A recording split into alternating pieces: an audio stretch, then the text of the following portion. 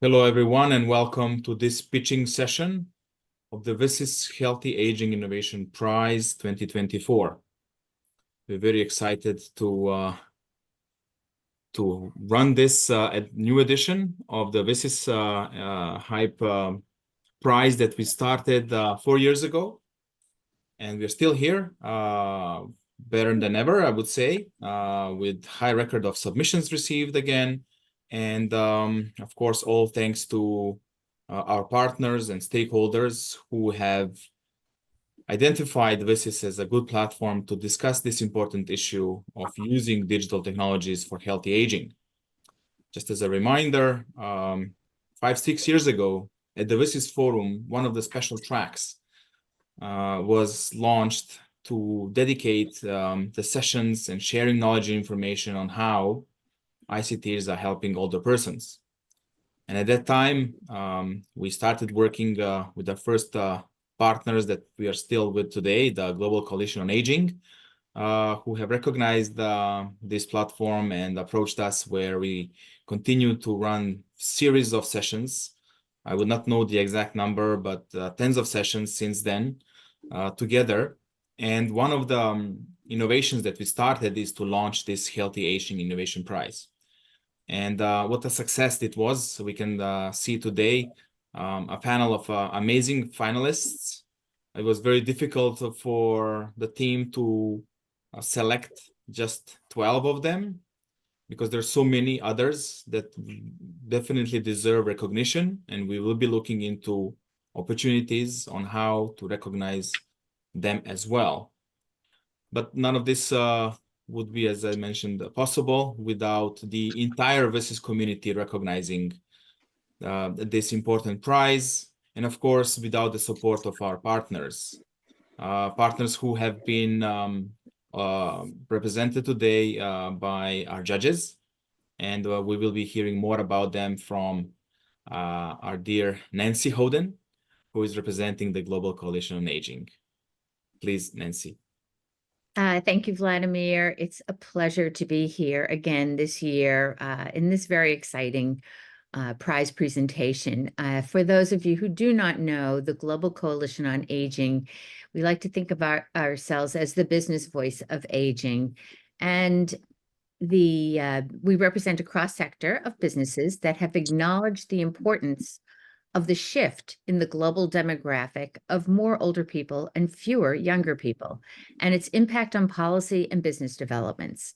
And as technology is such an important factor of innovation for many of our members, we have been involved with WSIS for the past 5 years as both a supporter and a driver of how the issues of technology are impacting the aging demographic. Again, we're so proud to be here, to be part of this effort to bring innovations of all sizes to the forefront and to introduce them to a wider audience that we hope may aid in the development of their products and services. Again, I'm going to echo what Vladimir said. This was, as always, a very tough competition. There were many submissions. We wish we could include them all. We hope this year to start a compendium of all of our submissions to be able to provide a platform for everyone here and in years past to reach out to the UN agencies that are integrally involved in the WSIS Forum, as well as to a wider audience. So we're really excited that you've all taken the effort to be part of this, and we're thrilled that you're all here today. Thank you very much. Are you to introduce? I think you're introducing the judges. Yeah, I think we can both do it, but going by the run of show, and since we don't have a lot of time, let me quickly go into our panel of judges, who some of them been with us since the very beginning, including Dr. Anshu Banerjee, Director for the Department of Maternal, Newborn, Child and Adolescent Health and Aging from the World Health Organization, represented by his colleague Jyotish. Roxana Widmer-Iliescu, the Senior Coordinator for Digital Inclusion Development Bureau from the International Telecommunication Union. Roxana will join us a bit later as she's in another meeting, but she already sends her regards. And as we mentioned at the beginning, this session will be recorded, and for those who are not present with us today, they will have the recording to carefully review all your presentations. Also with us, Dorothea Schmidt-Klau, Chief of Employment Policy, Labor Market and Youth Branch from the International Labor Organization. Denise Sussar, Public Administration Officer from the United Nations Department of Economic and Social Affairs, UNDESA, from New York. And also with us our dear judges representing Shionogi, Paul Vanderbroek, Vice President and Global Government Affairs. Also representing TIA Institute, Surya Kulluri, the head, and representing Honor Preeti Kaur, Senior Vice President and Head of Engineering. Finally, with us, we have the last year's winner, Beike van Gorp, representing Compium as a co-founder and Chief Strategy Officer. Welcome back, Beike. We are very happy to again use this opportunity and celebrate your success from last year. And we also hope that you will be able to contribute to this pitching session with your experience from the last year. Great. Well, I'm going to start the program with the first group. We're going to go, as Vladimir said, by group. And the first group that we're going to address, first group of projects, will be under the title of Technology that Supports Preventative Health. And the first project that we're going to address is My Health Pal. So I'm first going to ask if Talil Ali Ahmad is actually on this call right now. I do not see Talil. Nope. Talil is yet to join, and if he does, we will cue him later. I'm going to skip forward and then start with the project called Diabetic I'm sorry, this is Talal. I'm here, so I was. There we are. Thank you very much. Thank you. I'm going to start with My Health Pal so we can stay in order. My Health Pal the project comes to us from the United States, and the founder, Talil Ali Ahmad, is going to be our presenter today. Just a little background. My Health Pal uses AI in monitoring surgical incisions to detect early signs of surgical site infections. It's a very important process that is involved in detecting these early signs because it is integral to the fight against AMR, antimicrobial resistance, which is predicted to be of devastating proportions in the next 20 years. For those of you who don't know about antimicrobial resistance, I recommend that you do some background information on that, but maybe Talil, you can provide us with that. These are basically infections that cannot be treated. And one way to fight this is to be able to track the possibility of infection at its earliest moment. So Talil, I leave the program to you. Good morning, everybody. Thank you for giving me this opportunity. Can you see my slide? Okay, excellent. So as I said, my name is Talal Ali Ahmad. I'm the founder and CEO of Predictive Healthcare. We are building a platform to monitor detect early sign of incision infection. So when a patient, post-op patient goes home, they face a lot of challenges. They're left to go home with instruction how to take care of themselves, how to take care of their wounds, what to do in different scenarios, with little or no support, which at the same time, the clinician, regardless where they're located, in which continent, they have no visibility on continuously on the patient recovery or wound recovery. And that's the key adversary in the whole process is surgical site infection, which can happen up to 30% in open incision surgeries. It has a 3% mortality rate.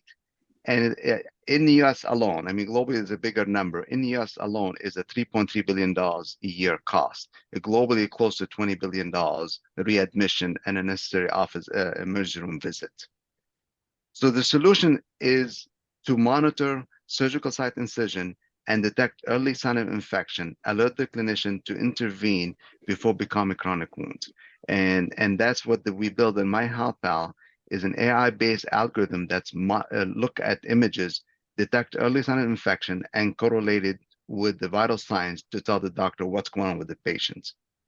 So the platform consists of a mobile app for the patient, mobile app for the clinician, and also dashboard.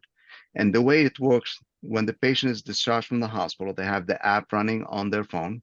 They go home and they start taking picture based on a schedule set by the clinician, like every day, every other day, and we alert the clinician, the patient, want to take if they miss any of their entries. The patient take a pictures, upload it, and also we ask him to enter vital signs. We analyze the image first and come up with a predictive sign of any surgical infection, and we use the vital sign to enhance our prediction, and we alert the clinician. The clinician gets an alert with elevated risk or standard risk, look at the data, and they can agree or disagree and follow the standard of care. This way, the main thing is not sending pictures to the doctor, it's just keeping the doctor and the patient connected all the time and enable the doctor to intervene at early stages versus like when it's become a chronic wound. So the value proposition is connect the patients to the doctor all the time, to cut readmission and cut on emergency room visit and improve the healthcare outcome. That's the key. It's not about sending a picture. Today, doctor get pictures every day, but doesn't mean it's gonna result in intervention or anything like that. So because it's short time we have, so the product was launched last year, and we started a pilot with a Global Smile Foundation. They're NGO based in Boston. They travel the world, mainly in Latin America, Africa, Middle East. They do cleft lip and cleft palate surgery. And one of the biggest challenge for them is they go to the country and they come back 7 days later, and the patient left there to take care of themselves with little support. So we start a pilot with them, and they're actually using the application today. They have about 300 patients on it. For them is when the patient goes home, take a picture every other day or every day of the wounds, upload it, and alert the clinician when there's an issue. Based on the preliminary number we've done with the Global Smile, the patient compliance, and there were the patient age between 9 months and 35 years old, about 89% use the application, and our accuracy of our prediction, 85%. And we were able to cut the readmission by almost by half in the first 10 days after surgery, which for Global Smile is a big number, because that's mean they don't have to go back and follow up on the patient on the next visit. So they can address it right away over the phone, tell the patient what to do, and move forward. The team were based in the US. We have development team outside the US also. This is my third startup, a second in the medical technology. And we have a great team working together on building the technology to go from predictive to diagnostic, and also based on our model, also we track in the medication adherence, so we can figure out which medication working on patient, which not working on patient. We inform the pharma company on that too. Thank you for your time, and I am ready for any questions you may have. So I throw it to the judges, please. If there are any questions that you have for Talal, you can present them now. You just need to unmute yourself. Hi, this is Paul Vandenbroek. Just a quick question on the data that you presented. So obviously small numbers, but was any statistical analysis done? I mean, these are small number with the publication hasn't been finalized yet. And there's a small number on 300 patients and specific surgery, the cleft lip. Right now, we're running 2 pilots in the Boston area on breast, breast reconstruction surgery for breast cancer, and also for heart surgery. So we'll get more data, and actually the age of the patients can be over 35. Because mainly on the heart surgery, average age of the patient that we've seen from the data or from the patient list, about 60 years old. Great. Thank you very much. Thank you. And Dorothea? Thank you. Questions. The first one is we know that especially older people are a bit technology resistant. And if I imagine my parents, for example, having to do what you're requesting them to do, I think they would give up from the beginning. So I was wondering whether there is a correlation between the compliance of patients and the age of patients. And the other thing is the very final point you mentioned about informing is it the pharmaceutical companies, or who are you informing? And you know, what type of information do you get to them? Is it your medicine is working? Because I wonder, you know, should it be the doctor who gets the information that the medication worked, or should it be the pharmaceutical company? Okay. So these are my questions. Yeah. Thanks. So I'll address the first question. Yes, elder generation are like technical challenge, but we've seen from our, at least with the NGOs, almost everybody has a smartphone today. Might not be the latest smartphone, but they have a smartphone. And part of the technology we built is image acquisition algorithm, which we guide the patient how to take the picture quickly. So we draw a square around the wound and we auto snap it when we see it. So they don't have to do a lot. And most of the time, some people have some helper at home, so they can able to take the picture for them.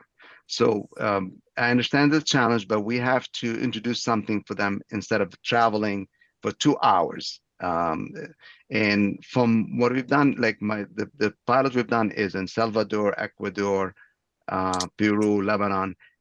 Most of the people have a phone, and they were willing to use it when we told them, if you do this, you don't have to travel back to the clinic. And we didn't see a phone did not work. Regarding the pharma reporting, so when we collect data from our app and we notice the clinician changed the medication and the reason for changing, we capture that data and we populate this.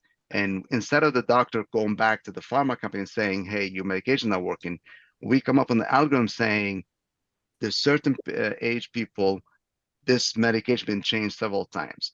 And that's why we share that with the pharma company. The algorithm is not 100% there. That's what we're working on right now. That's like the next year project, but we're collecting data as we speak. Great. And BK, let's take your question, please. Righty. Thanks for the presentation. Maybe two questions. One from the regulatory angle. Am I correct in understanding this will be classified as a medical device?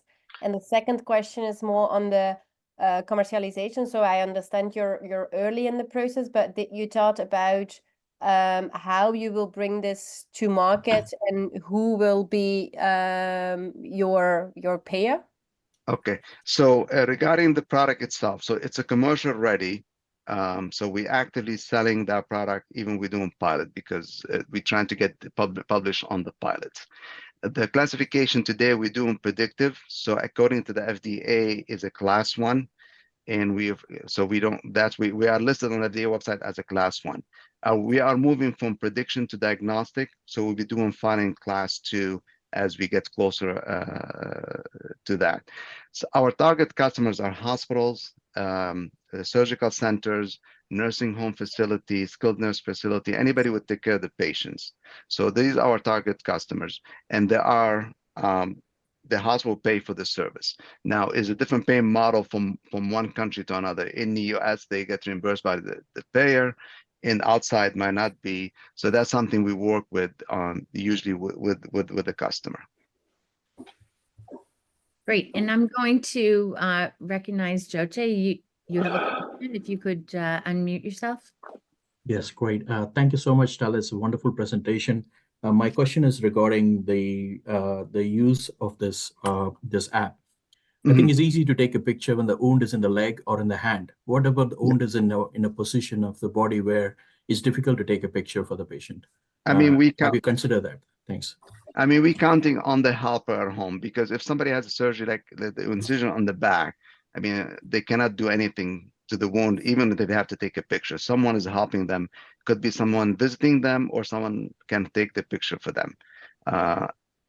If I can figure that problem, how to take a picture of the back, I'll let you know.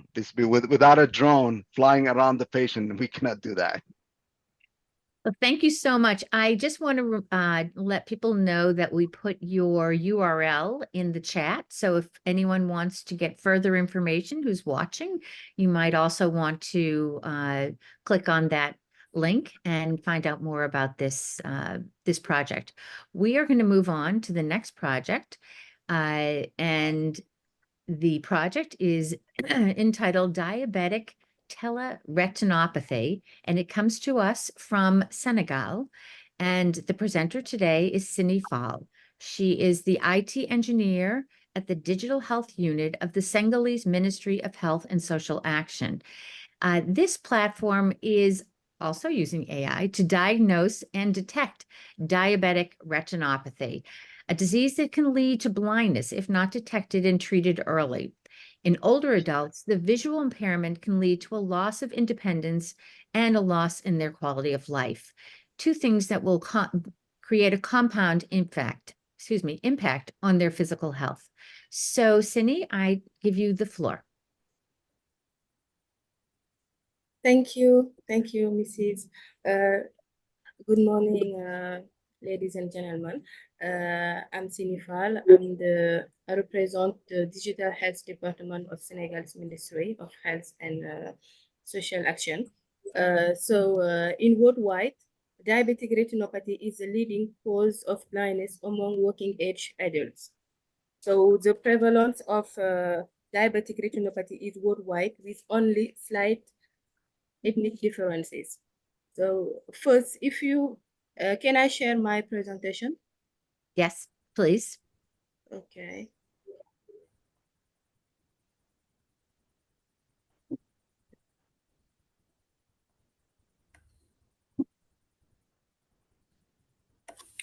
Do you see my screen? Mm-hmm.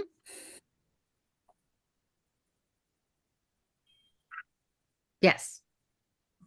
Okay, thank you. So I'm saying in Senegal, diabetes incidence has been increasing and access to ophthalmology care has been complicated in the capital as well as in remote areas.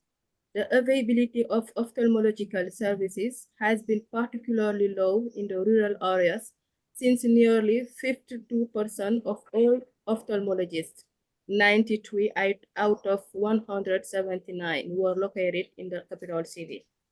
Imagine being an old person, hypertensionate, diabetic. If on top of that, you risk losing your sight because of the lack of ophthalmologists in Senegal, it will be complicated. So screening for diabetic retinopathy may thus only be performed for a large population, only using telemedicine and artificial intelligence. It is on this basis that the ministry, in partnership with World Health Organization and the International Telecommunication Union, has set up this project to help patients, especially the elderly. Such programs have, however, not been widely implemented in Africa, and there has no previous experience of such innovation in Senegal. So for the impact on the healthyaging for the older people is diabetic retinopathy is more common in older people with diabetes due to the increased prevalence of diabetes in this population and the longer duration of the disease. Older people with diabetic retinopathy are at greater risk of developing serious complications such as vision loss, retinal detachment, and glaucoma, which can have a significant impact on their quality of life and independence. The Diabetic Teleretinopathy project enables early detection of diabetic retinopathy in the elderly, thus enabling early treatment of the disease. Getting around is not easy for the elderly, so can get tested without going to the specialist using telemedicine and AI platform is a good thing. One of the aim of the project is to promote longer, healthier lives, since good health means that the year gained are better spent. Thank you.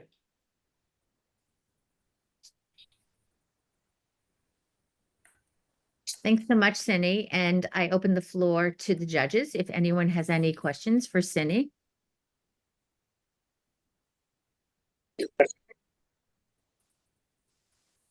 Paul, do you have a question?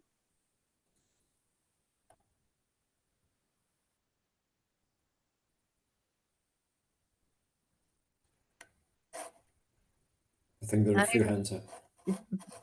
Do we have any hands up? That I see? Okay, there are may many, not be. Oh. many hands up. So maybe we can start with in I my don't, list. I'm sorry. Oh, there they are Okay, on screen. please go ahead. We're starting with Prete. Sorry. Prete. Oh, no worries. Thank you. I just was curious what the device you said, the tele expertise platform, is that a mobile? I didn't quite catch what kind of device is the AI actually running on. How are they getting detected? Okay, I will explain the process. So the tele-expertise platform is a global goods we use for this project. The study was conducted at 3 sites, 2 primary care center and 1 hospital center ophthalmology department, all located in Dakar, the capital. The screening was conducted with retinal imaging using handheld camera. The screening data were uploaded in the tele-expertise software named Bogu, which is free of charge. The reading were done by the ophthalmologist and answered back through Bogu within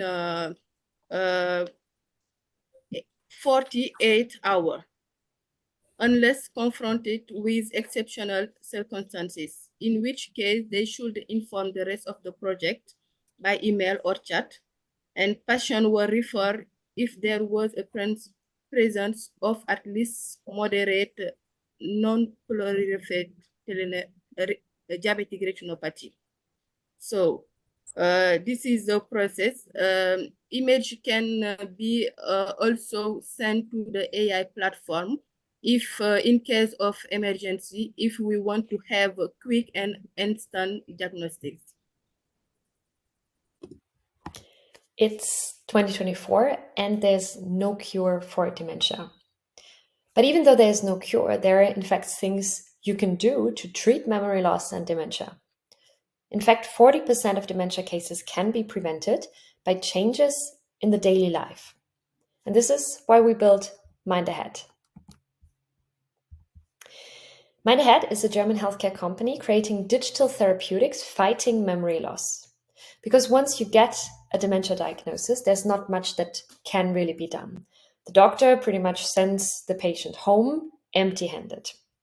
In the best case, with the recommendation to change the lifestyle, which leaves the patient confused and uncertain what really to do. And it is this gap that we aim to fill with Mind Ahead. So let's take a look at what we've built.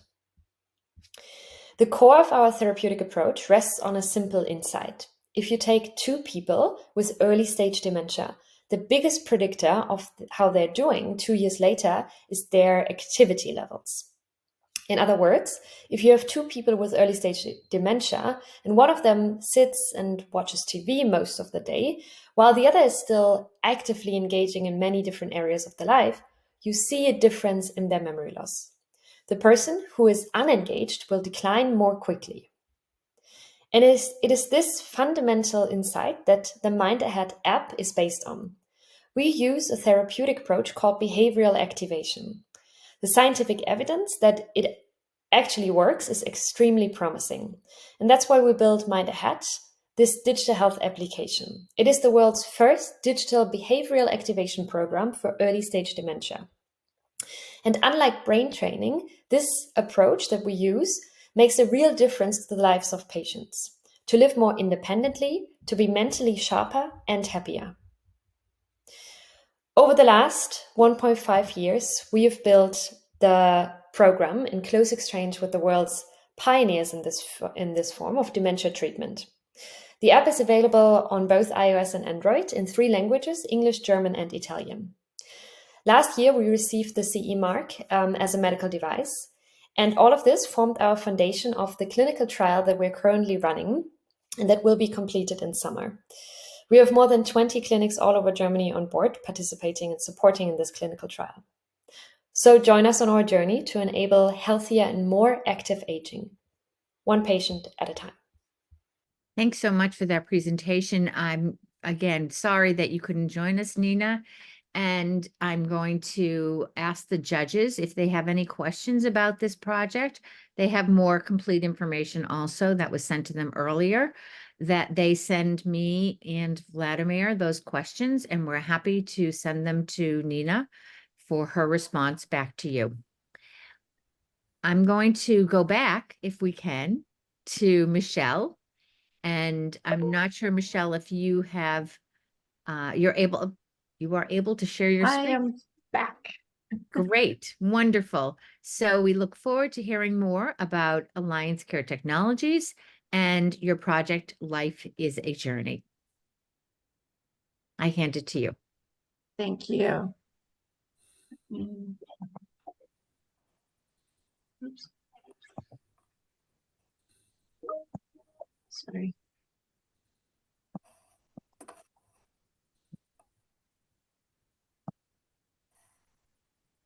Okay, thank you very much. Sorry for the technical difficulties. My name is Michelle Tarno. I'm from Alliance Care Technologies. We are focused on providing healthcare to optimize across the entire lifespan. We have developed a healthy living platform which is broken up into 3 components. They can be utilized collectively, or they can be used like Lego blocks individually.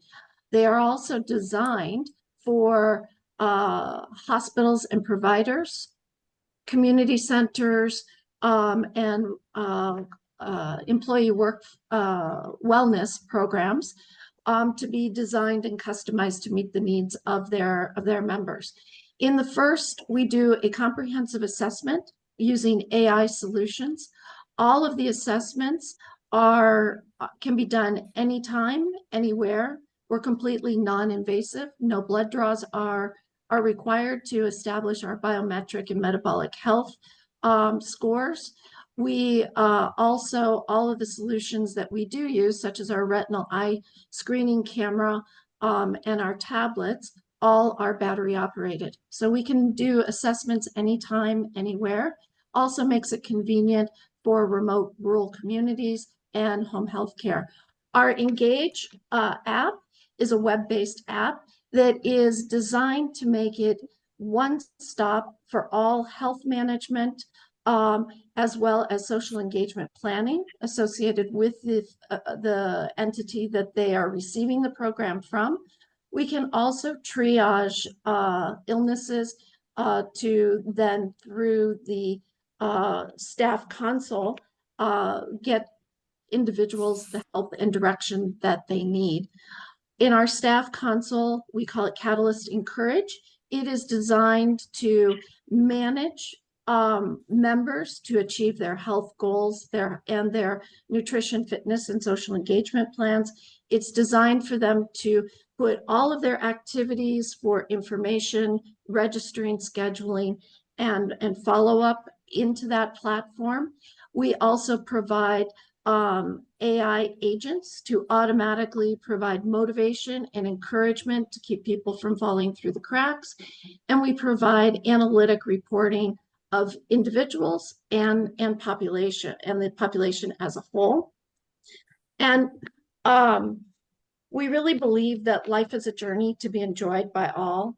And in order to design this platform, we worked with Sharjah Age-Friendly Council, which is a member of the UN Global Network for Age-Friendly Communities, the Dubai Health Authority, and also a number of Osher Institutes for Lifelong Learning across a number of universities in the United States. And lastly, we also worked with SCORE to develop a comprehensive yet modular platform. We are currently providing this platform through EITC DO, which is one of 2 telecommunications companies across the UAE. And we are expanding with the internationally with the support of the Abu Dhabi Department of Economic Development into a number of countries. The ACT team is committed to contributing to healthy aging, universal access to healthcare, lifelong learning, as well as promoting vibrant societies by promoting intergenerational connections, acceptance, and equality for all people. And everyone in every organization has tremendous value to offer, and collaboration, we believe, is really the key to success. So we've designed this program to really be modular, shared, and we've created a community platform where different entities can share also programming successes that they have had over time. Thank you very much for this opportunity. Thank you so much, Michelle, and thanks for all this work that you put into the presentation and for the submission.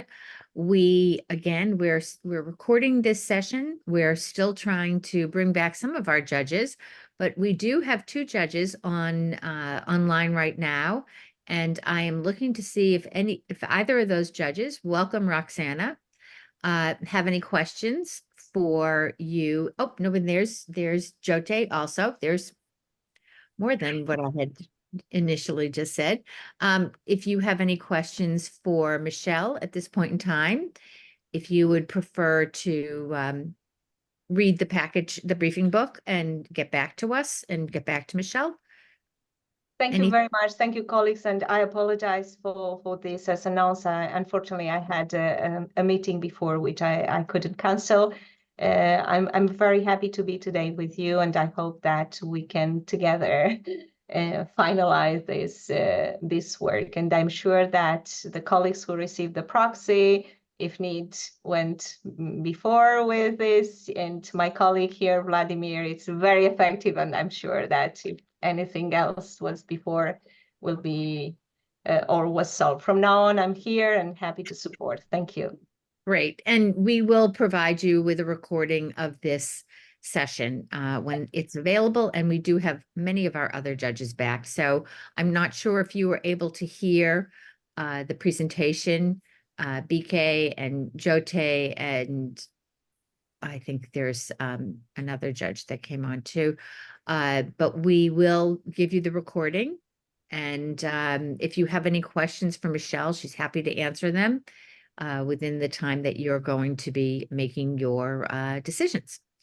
So with no further ado, I'm going to turn the program over to Vladimir, who is going to... Nancy, I think we have hands from... Sorry, thank you very much. You know, it's hard. I'm scrolling through. Oh, there we go. See ya. Great. I'm going to start with you. Thank you very much. Thanks a lot for yet another very interesting project. I'm really impressed by what I've heard so far from everybody. I just have a little question regarding the audience. So on the one side, you say it's about healthy aging, and many of the initiatives you're mentioning are really linked to older people. But then you also say there is, you focus on lifelong learning. Well, by definition, lifelong learning does not start at the old age, or at least if you start at the old age, you cannot do anything about the non-learning periods in your life retroactively. So I was just wondering, is the audience everybody, or is the audience really just older people? So that's a great question. Thank you, Dorothea, for your question. We are to some of our customers, we are targeting 40 plus. So with our retinal eye screening for glaucoma and age-related macular degeneration, as well as our cognitive health pieces, you have to be 40 to be able to meet the criteria based on the AI. We don't have normative data for those diseases available below the age of 40.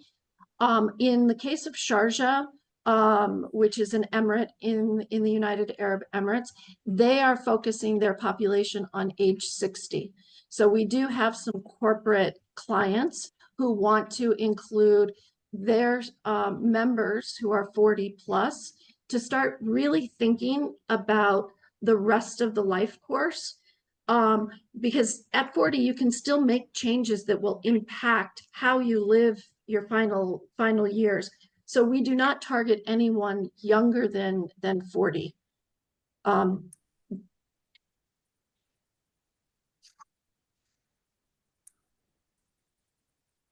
Thank you very much. Is there another, I'm going to go to, because this is the direction of my screen, Paul, for your question.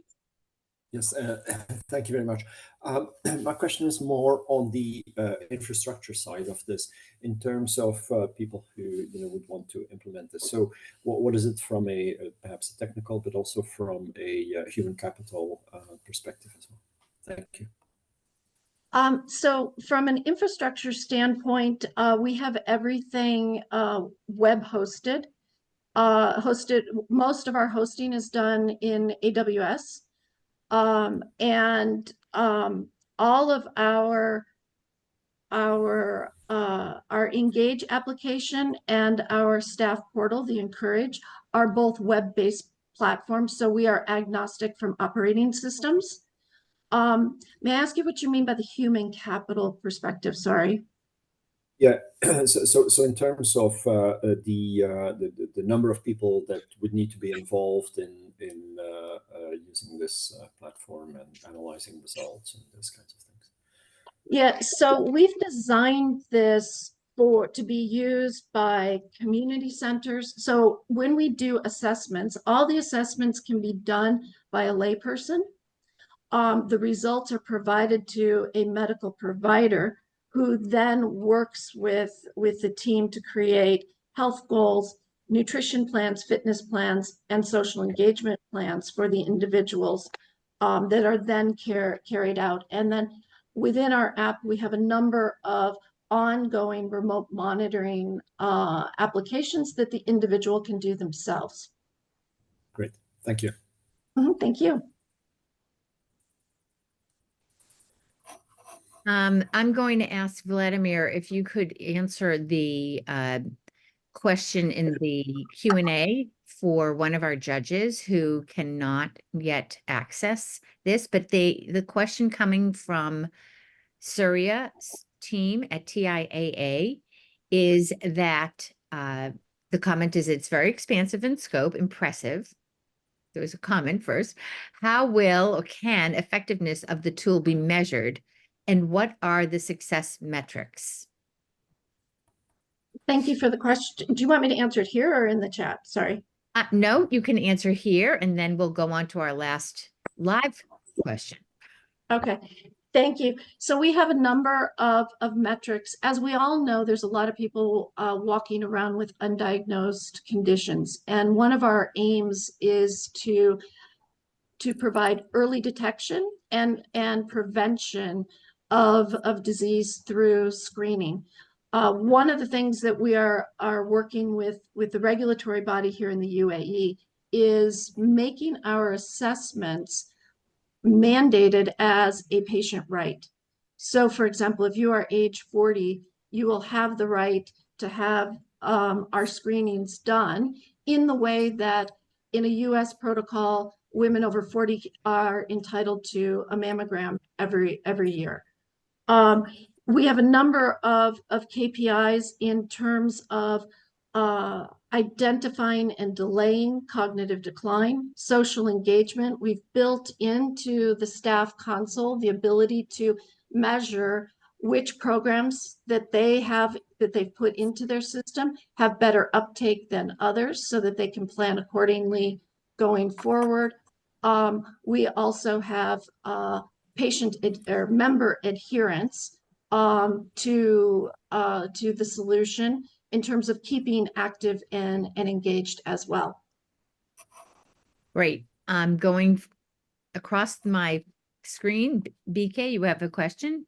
Yeah, actually, like an adjacent question to the one of Anna in the chat. And sorry, I missed the part, so maybe you explain it, but is my understanding correctly that your AI is then able to detect like across different disease areas? And are you building like everything yourself, validating all the clinical studies yourself, or are you collaborating with others, given that it's each and every time a different intended use for the regulatory bodies, at least outside the UAE? Yes, so let me take your question kind of backwards. So within the UAE, they accept CE and FDA.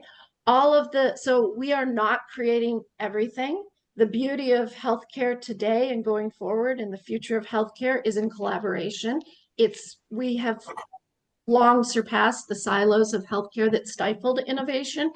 So all of the solutions that we have at least a CE mark. Some of them actually have Class 2 FDA. We are not marketing any of them as diagnostic, only as assessment purposes. And we have really designed it so that each entity can select what is the right mix for their patient population. So they don't have to take everything. We've really built this like a box of Legos. Great. Thank you so much. And Thank Jyoti, you take the last question, please. Great. First of all, Meshid, thank you so much. It's a very interesting solution. I really see that you managed to link it up with the WHO age-friendly network in Sharjah. That's very impressive. So I have two questions. First is beyond health, the age-friendly city work that's happening in Sharjah. Are you thinking of other aspect of age-friendliness of the city? Like, for example, transportations or even the environment in which people are living? Or are you considering other parameters? That's my first question. And my second question is, the second question is about the healthy aging, the way the WHO defined. It's just not about diseases. It's not about presence or absence of diseases. It's about older people's ability to build and maintain their intrinsic capacity and functional ability. So beyond diseases, are you looking at some biological markers like a hand grip strength, a slowness in the gait speed, and also cognition? Are you looking at some other parameters that is not just an indicator of disease, but just the aging process? I'll stop there. Thanks. Thank you. Thank you for your questions. Yes and yes. So with Sharjah is, fortunately for us, being co-located near them, they are one of the most advanced cities in the age-friendly communities program. And so we are tying directly into coordinating transportation, also coordinating community groups. So there is a community hub within the app so that all the members across the 8 centers that Sharjah has in their emirate, they can all communicate safely and securely without having to leave the app. We are also originally, before we started this program with Sharjah, the only way for members to communicate that they had needs or interests was actually to call the Sharjah police. So we have taken that off of the police department. They still get a log of everything that comes in, but they are no longer the first point of contact. You're absolutely right. Disease state is not where we want to be focusing. We actually want to be focusing on healthy aging as the absence of disease, and which is why we really encourage communities to start with age 40. Most of them are starting at 60 or 65. But we have a tremendous module that we use in our musculoskeletal that assesses independent living capabilities. We also are looking at opportunities with Sharjah. One of the things that they really wanted to introduce was having seniors volunteer. So we've worked with the Emirates Literature Foundation to actually create a library of programming of intergenerational programs to keep seniors really at the center of the community. The program in Dubai is called Pukar, which I cannot pronounce well in Arabic. I apologize, but it means treasure. And really the idea in Dubai is to think about the seniors as treasures and keeping them in the center of community. And so while our platform is largely technology based, we do really aim to digitize programming that can help keep healthy living across all aspects of life, whether it be fitness, social engagement, contribution, lifelong learning. All of the OSHA institutes in the United States provide free education classes for all of their seniors. So we really are trying to create a holistic system. Thank you very much, Michelle, and thanks for your question, Jote. I recommend everybody go on to the Decade of Healthy Aging, the WHO website, and see exactly what he's talking about with age-inclusive communities and all of the other action areas, because it really is very important. Now I'm going to hand the program over to Vladimir, who will address the next 4 projects.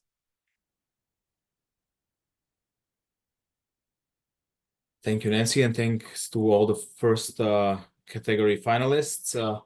We're moving ahead to our second category, named Technology that Supports an Older Workforce. As our population ages, it is crucial to explore how technologies can empower and enhance the productivity of older workforce. In this category, we aim to spotlight innovative solutions that address the unique needs and challenges faced by older employees in the modern workforce. And from accessibility tools to adaptive technologies, we are excited to discover that some of the advancements can foster inclusivity, promote lifelong learning, and ultimately create a more age-friendly work environment. So let us delve into the next 4 presentations, and I would like to start by inviting Mr. Martin Frolander, a CEO of Junoverse, to share the story behind the Junoverse Ready, that is, as described, the world's premier digital solution tailored to address the needs of the aging workforce from an individualized employee longevity perspective. Please, Martin, go ahead. Thank you, Vladimir. Thank you, Nancy. Thank you, the whole team. And congratulations to all other finalists for the Healthy Aging Innovation Prize this year. I would just like to encourage everyone who is a finalist, although you might not end up as a winner, really make the most out of the opportunity. We were runners up last year, but we've still utilized the fact that we were a finalist, and it has opened up a lot of doors. So a big encouragement to use it as an opportunity. My name is Martin, and I am, as Vladimir said, the CEO of Junoverse. Let me get my slides up here. I apologize for the slightly cutterly slides. Can you see them fine? Yes, we see them. Okay, great. So for those who might not be familiar with Junoverse, we are a Swiss-based company dedicated to enable better longevity, is what we call it, for individuals, organizations, and communities. And we achieve this by offering a variety of innovative age tech solutions that supports these stakeholders to successfully navigate and also thrive through the changes of the demographic shift. To Vladimir's point, this year, our contribution, we've chosen to highlight one of our key products, which is the Junoverse Ready. And the Junoverse Ready is a unique platform designed to foster individualized employee longevity, because we believe that addressing employee longevity during the later stages of employment should be a cornerstone of scalable preventive interventions. So we're looking at the bigger picture of trying to reframe the whole concept of retirement. And a healthy late-stage working life combined with effective retirement preparations, supported transitions, they do not only shape an individual's retirement trajectory, but also contributes to healthier, more sustainable and inclusive communities on a broader scale. And this is what the current reality of the late stage employee life cycle looks like today. And I'm not going to read out all of these outcomes as we do not have time for it. And I'm sure many of you are familiar with these statistics. But given the current reality of the late stage employee life cycle, what is happening is that many people do not make it to the statutory retirement age. And if they do so, the majority of people reach it unprepared, with a lot of negative impact on the individual, the organizations, and society as a whole. So what we're trying to do is to really reframe retirement as a holistic and fully integrated process, starting much earlier than today, by incorporating proactive measures to avoid all of these preventable conditions. So it starts with a healthy working life, early preparation efforts, guided transitions, and support to retirement. And I think that's key in reframing the whole concept in itself. And this is where our solutions come into play: Junoverse Ready and Junoverse Go.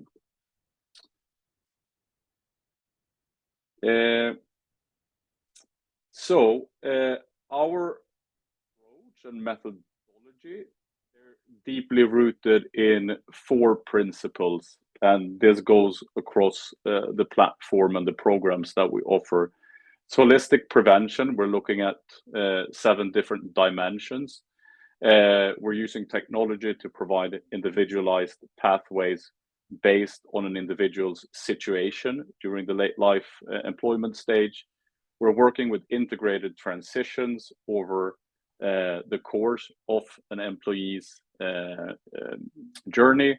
And of course, we're digital native and technology driven.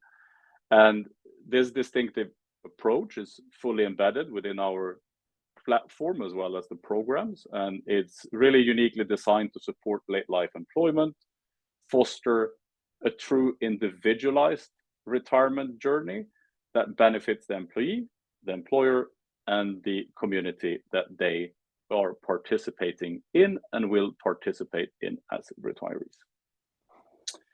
Thank you. Thank you, Martin. Thank you, Mr. Frolander, very much. And welcome back to Junoverse, to the WSIS Healthy Aging Innovation Prize. Now it's time for our judges to raise hand if they would like to pose a question to Martin. Please go ahead. We have Dorothea. Please go ahead. Thank you very much for this presentation. Again, another very interesting thing, and coming from the International Labour Organization, we now talk about our audience, our clients. So that's very interesting. I was just wondering, I mean, what you explained to us is the theory behind your initiative, okay? And I was just wondering, can you give a very concrete example of what we would find on the platform of, you know, what is it that people actually get from being part of this initiative? I'll give you an example. If let's say that we're looking at preparing individuals for retirement from the age of 60 and above, for example. So we've developed a very unique method and assessment tool where we look at, first things first, why do people retire unprepared and what are the negative health consequences of that, right? So we re-engineer that and we look at 7 different domains. In this case, it's social context, cognitive stimulation, health and well-being, financial stability, and a few others. What we then do is that we have a quite solid, comprehensive assessment that everybody starts with, and it gives you a clear retirement readiness score from 0 to 100%. And this is actually identifying your job and workplace dependency within each of these dimensions. So reducing job and workplace dependency as you hit retirement is one of the key determinants to actually live a healthy, active, and sustainable life as a retiree, right? So we're fast forwarding. You have your score, you get a fully individualized program on the platform, and this program you follow, and basically improving your retirement readiness score. And the whole concept is based on really helping each individual to identify replacement strategies.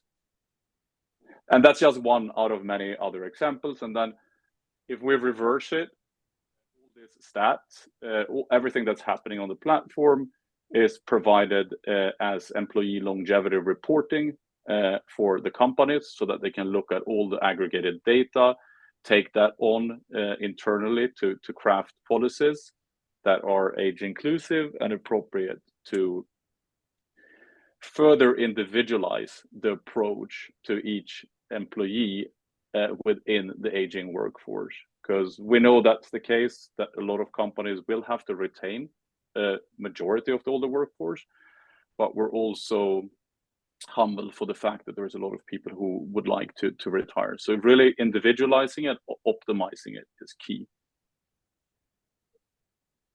Thank you. Thank you for the question. Thank you, Martin. The next judge is Anne from the Teachers Insurance and Annuity Association of America. Please go ahead, Anne. Thank you. So interesting. You may know TIAA is a retirement company.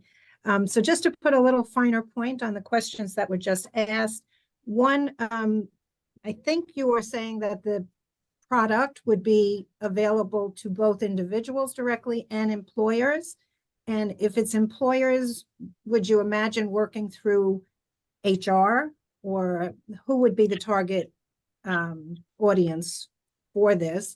And secondly, what do you imagine to be the age of use? Is this something that you would try to encourage being tapped into at 40, at 30, right at retirement, traditional retirement age? Just curious about that. Thank you, Anne. I'm very familiar with your organization. So in regards to who is the internal stakeholders at the companies, it varies. We work with a lot of different global organizations. It's mostly HR, but it also, depending on industry, sits within retirement businesses, health, life insurance, and so on. But most oftenly, it's an HR question, but it's not yet that strategic. So it differs. And then with regards to age, it's really up to the challenge that each individual company has. We suggest that starting somewhere around 50 to 55 is recommended, depending which of the area that you will utilize on the platform. Is it the enhanced employability? Is it the retirement preparation or the retirement transition? But working on replacement strategies takes a while. So the most common definition within companies as the aging workforce is plus 55. Thank you, Martin, and thank you, Anne. We also have Bike. Please go ahead. Thank you for the presentation. Very interesting. As you indicate, a lot of successful implementations already. Can you give an indication how often people interact with the platform? So you have your scoring first, and then you get your individualized plan. But how often people come back? How often are they using it to update their scoring? Do you have any insights on that one? Absolutely, we do, but it also varies depending on what stage that you're using the platform on. So of course, the closer you get to retirement transition, the higher the frequency is of engagement. But we do have a lot of other tech elements on the platform. So there's two components that we have to always increase the engagement. One is that we run thematic community sessions led by a mentor, and we also have one-on-one mentorings, and these are all led by people who've already experienced the retirement journey. So we use these human-centric elements to really continue to push people back onto the platform and engage with the others. And maybe like a last question, in your first slide, if I look correctly, you had like the pre-retirement product and the post-retirement product. Like, what will you say are the people that keep using it after retirement? Are they like automatically go from pre-retirement product to the post-retirement product? Yeah, so this is kind of one of the integrated processes that we have, right? So we've actually built in the Junoverse Go into the Ready. So as soon as anyone hits 100 days out from retirement, then this app and program becomes available to them. So we basically funnel them from one platform to the other automatically. Thank you, Martin. Thank you, Bike. We have our next judge, Paul. Please go ahead. Yeah, thank you very much. So have you had any feedback from the participants in the program? Besides, if they come back to the platform, but any feedback from them in terms of their experience, what they learned? I would say like 99% of the feedback is that I wish I would have started earlier. That's one thing. The other thing is that we look at it holistically. So we embed 7 different dimensions to ensure that it's highly relevant for each and every one. Someone might be cognitive well prepared, but not socially, and so on. So that there is a pathway for each and every one is feedback that we get that is good. So all in all, it's kind of a situation where only 5% more or less are holistically prepared for retirement. So a lot of people have not encountered any kind of non-financial retirement preparation support. So it's a lot of generic awareness that is brought in to the overall experience. Yeah, and then just a follow-up question. The in terms of the involvement of the companies themselves, so is this very much a turnkey operation, or is there some involvement of the HR department, the head of the department that the people who are involved with this belong to? How does that work? Is that integrated or not in the company? Yeah, so I mean, it's been fully built to scale. It's cloud-based, but sometimes we do integrate with other programs that the companies are running. So the companies can choose, even so to the extent where actually companies can decide to participate as mentors and run sessions themselves on the platform. But the majority of the cases, we operate this as a standalone platform. Okay, thank you. Thank you very much, Paul. Martin, one more judge for you. Roxana, please go ahead. It's a very quick question, so thank you very much. It's very interesting. Can you please share with us the cost of this assessment and the follow-up? For me, it's not very clear if you only are doing the assessment or you are also doing a sort of follow-up with the person to arrive to this point. But perhaps it's me, I was looking in your website. So these 2 things I would like, if possible, to clarify.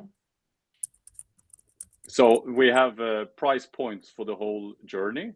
So the companies pay per employee per year to get access to the platform and the programs. So the assessment is only the beginning of the journey. When you self-evaluate your job and workplace dependencies related to these dimensions, and then based on that score, that's when the program and the pathway is curated for you as an individual. Okay.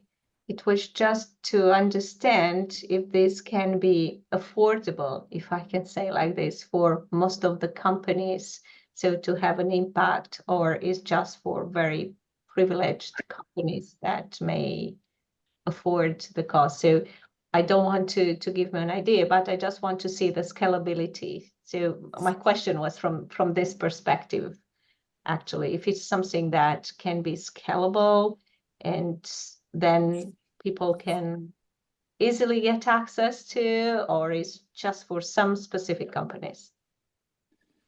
I mean, our objective is to ensure that every single person who is employed is reaching retirement much more prepared than they are today, right?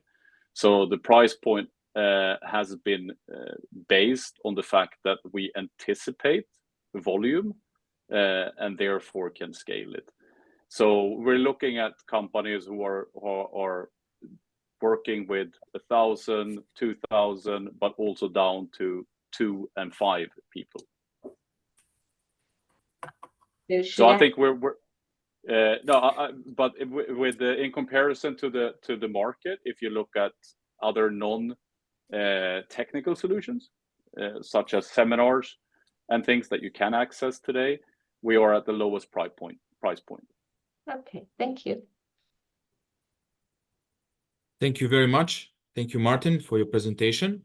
We are now ready to move on to our next speaker and the finalist in this category. I would like to invite Corey Monteloyola, the founder of the Techie Seniors Citizens and Retirees, who will tell us a bit more on the Techie Seniors project that promotes digital citizenship to older adults and elderly Filipinos by conducting digital literacy trainings and psychosocial wellness programs to help them design their retirement life, whether as entrepreneurs and employable senior citizens or as dependable, independent older persons in the modern era. Please, Corey, the screen is yours. Thank you, Sir Vladimir. I'm just going to share my screen. Okay. So hello, everyone. I'm Cory, founder of Techie Senior Citizens and Retirees Philippines. Techie Seniors PH promotes digital citizenship to older adults and elderly Filipinos by conducting digital literacy trainings and psychosocial wellness programs to help them design their retirement life. Techie Seniors empowers Filipino older persons to continue to live with purpose and dignity, whether as entrepreneurs and employable senior citizens or as dependable elderly Filipinos in the modern era. In-person activities of Techie Seniors as a nonprofit initiative started in 2018 and focused on the topics of fake news and ageism. All is well until the COVID-19 pandemic happened in 2020. I thought that the community will not survive the lockdown, and because of the digital challenges present in the Philippines. We did not give up, and because of the free digital platforms available to us during that time, we did not only survive but thrive. Indeed, technology became our saving grace. Now, Techie Seniors has 3 monthly online programs and 2 Facebook groups, which are the following. First, Techie Seniors Training. Through Facebook Live, Filipino seniors gain essential digital skills to navigate the web safely and use technology for their benefit, allowing them to pursue new opportunities in their golden years. Second, Techie Seniors Meet and Greet sessions is similar to a focus group where we value human connection in a digital environment. They share their stories and stay mentally engaged despite physical distance and disability. Third, Techie Seniors Quiz Bee, an online quiz game. This game is a mental booster and players practice their hand-eye coordination in using their gadgets. Lastly, our 2 online groups for seniors, one which is dedicated to improving the entrepreneurial skills and employability of Filipino older persons. For the past 6 years, we've been making a difference in the lives of over 800 Filipino seniors. We've done this by equipping them with digital skills so they can learn and earn, building a community where they can share their stories in a safe, inclusive space, empowering champions where they can have a hands-on experience in using technology in an entertaining and interactive way. I'm happy to share with you that the impact we have made goes beyond the individual. The skills these Filipino seniors learn benefit their families as well. To further widen our impact, we partner with institutions for our trainings and discuss the GSM. I would like to thank everyone who has helped us, which eventually led to this level of recognition for our hard work. As one of the case studies for the Philippines under the UN Decade of Healthy Aging, and now as one of the finalists of WSIS Healthy Aging Innovation Prize. Thank you very much. Salamat at mabuhay. Thank you, Corey. Thanks for the presentation, and the floor is now open for questions from our distinguished panel of judges. Anyone with a question for the Techie Seniors from the Philippines? And please go ahead. Corey, I love what you had to say. What's your goal with this? Are you seeking to build out within the Philippines? Do you want to bring this to more international audiences? What's next? What's next for us is I'm happy to share to everyone that recently one of the major universities, biggest universities here in the Philippines approached us so they can lend their classrooms to be our classroom for senior citizens. And aside from that, they also offered to sponsor the 1-year subscription of our software that we use for our KB. And other thing is we also want to achieve ethical sustainability, meaning we plan to fund our operations by offering trainings and seminars to institutions for their DEI programs, because the employees here or organizations here, even the decision makers, need to be aware that they should implement DEI programs in their institutions. When we say DEI, it's diversity, equity, and inclusive programs, which here in the Philippines right now, I say it can be sad because it's not really in place. No, this DEI programs are not yet in place. So we also receive inquiries from these companies that they also want to train their pre-retiring employees. And I really appreciate these companies who think about their employees before they retire.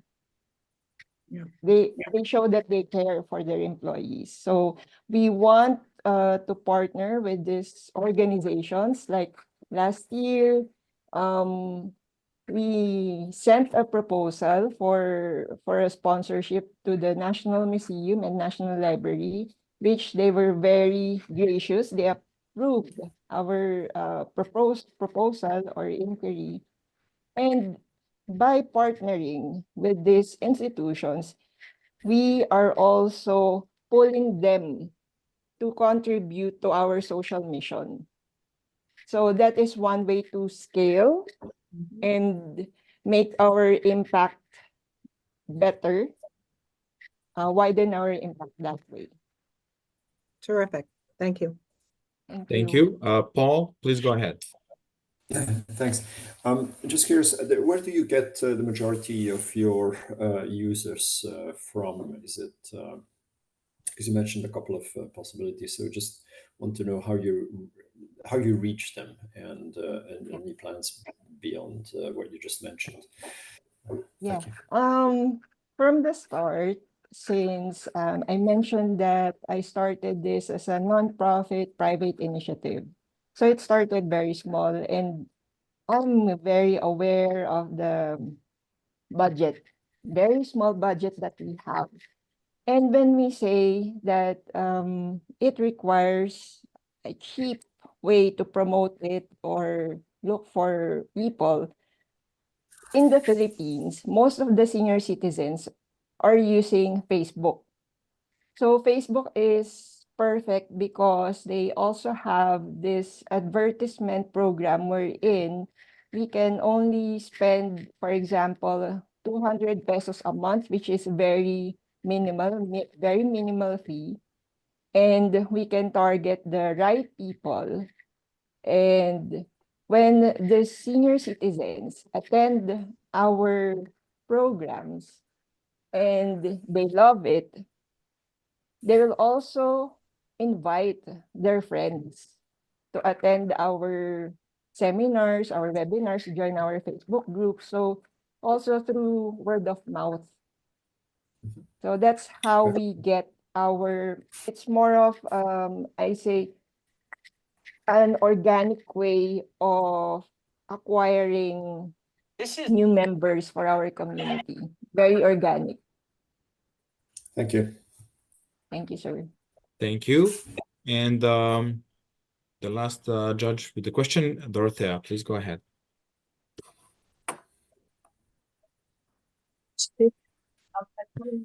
Again, with the older workers perspective, and I was wondering whether, I mean, it sounded a bit to me that the majority of your audience is actually people who have already left labor markets, either because they've reached retirement age or maybe because they dropped out of the labor market for other reasons earlier.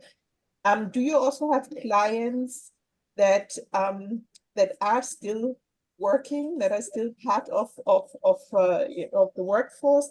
And if so, do you have any feedback whether this type of training that they got, or this type of information that they received via your initiative had a positive impact on their, well, I mean, did it help to overcome ageism at the workplace? Because one of the most common arguments against older people at the workplace is that they are not able to use technology. So did you get any feedback whether this helped these people to get a better position in the workplace again? Thanks. Yeah. Yes. To answer the first question, I have been doing this for 6 years, and I have met different people who attended our seminars. So through the years, first, mostly in our early years, senior citizens who are in their 60s were the first ones who attended our seminars. Then, later on, as we acquired more members, more people are attending our seminars. I also noticed, based on our registration forms, that some people who are in their 50s and 40s are also attending our seminars. Younger or pre-retiring members or individuals. And I think it's because they are checking what our seminars or lessons are about, and if they find it interesting or educational, that's the time they're going to invite. They will decide that they want their older parents, senior citizen parents, to join our community. So yes, it's a mix of work from home. We have work from home pre-retirees, and we also have retired senior citizens in our community. So it's very diverse and inclusive. For the second question, I'm happy to say that when I started this initiative, since I am a web developer, the principles that I learned in gathering data, in data storytelling, is very important. I can say that whenever we have our quiz bee, our meet and greet sessions, I always give a link to our feedback form. In that way, they have a voice. Our participants have a voice. I get criticisms, their feedback, their comments on what they like and what they don't like. about our lesson for that day. And based on their ratings, their feedbacks, and their testimonials, we base our next move on their wants and needs. That's why our program, our lessons, the lessons that we offer in Techie Seniors is very aligned to what they really want. For example, this year, we had 2 sessions about money talk, money matters for senior citizens. Because initially, as a millennial, I didn't understand why most of the senior citizens here in the Philippines are not ready in terms of their financial resiliency. So I need to understand where they are coming from before we get resource persons for our financial education lessons in the future. Thank you. Thank you for all the questions, and thank you, Corey, for your presentation.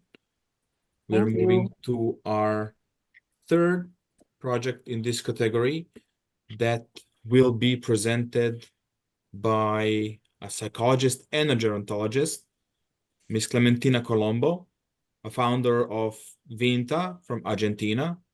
Vinta is a project through online workshops and digital resources, helping older adults dismantle ageism, plan retirement goals, develop power skills, stay socially connected, and lots of other things. Welcome, Clementina. Please go ahead. Hi, thank you. Well, such an amazing, inspiring projects. Congratulations to all. Well, as you mentioned, I'm Clementina from Argentina, and I'm here to present you Vinta. So I'll share to you the presentation. Okay.